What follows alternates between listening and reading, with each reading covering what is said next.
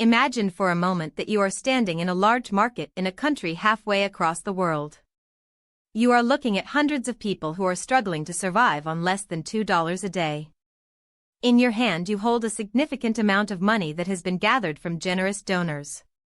Usually we are taught that the best way to help these people is to buy things for them. We think about building a schoolhouse or shipping containers of grain or perhaps sending experts to teach a specific trade. We have been told for a long time that giving people a fish only feeds them for a day, but teaching them to fish feeds them for a lifetime. But what if that famous old saying is actually wrong? What if the people in that market already know how to fish and they simply cannot afford the boat or the net? This brings us to a very simple but radical idea that is changing how we think about helping others. On the surface we see the concept of direct cash transfers. This means taking money and putting it directly into the hands of the poorest individuals without any strings attached. To many this sounds risky or even irresponsible. We worry that people might waste the money or that they will not know how to plan for the future.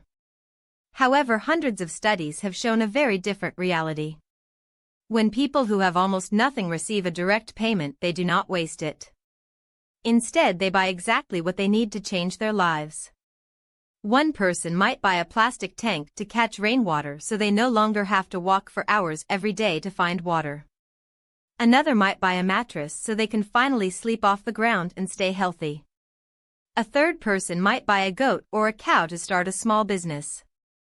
The results are often better than traditional aid programs because the individual knows their own life better than any outside expert ever could.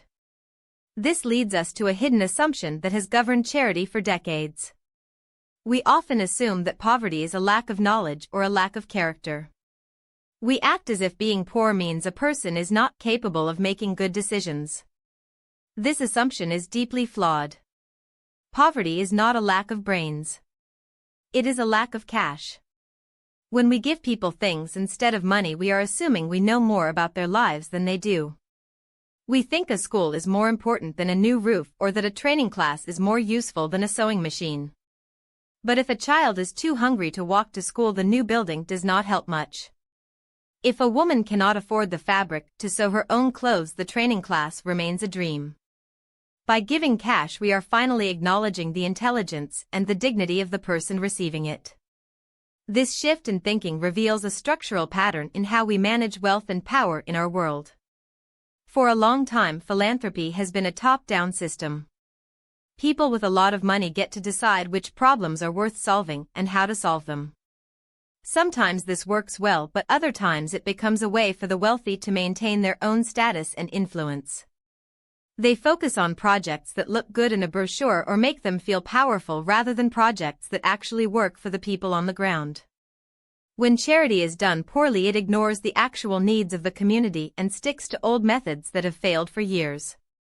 However, when philanthropy is at its best, it becomes a transformative tool that can go where governments and markets are afraid to go. It can take risks on new ideas like giving money directly to the poor. We need to reframe our perspective to see the poor not as victims who need to be saved, but as hidden entrepreneurs who need a bit of capital. Think about how we view a young person starting a business in a wealthy city. We do not send them a box of sandwiches and a book on how to work hard. We give them a loan or an investment because we trust their vision. Why do we not treat the poorest people in the world with the same level of respect? Once they are released from the crushing weight of extreme poverty, they are capable of incredible things. They can invest in their children's education. They can grow their own food. They can build their own futures. This application of trust can be seen in our own daily lives as well. Think about when you want to help a friend who is going through a hard time. Do you buy them a specific grocery item you think they should like, or do you give them a gift card so they can choose for themselves?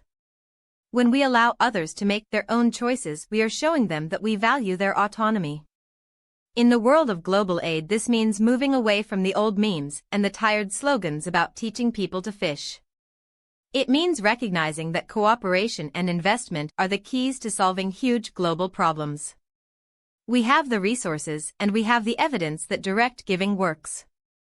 The only thing missing is the willingness to let go of our control. We have to be brave enough to step back and let people lead their own lives. We have to realize that the person living in a small village in Africa or Asia is the world's leading expert on what their family needs today.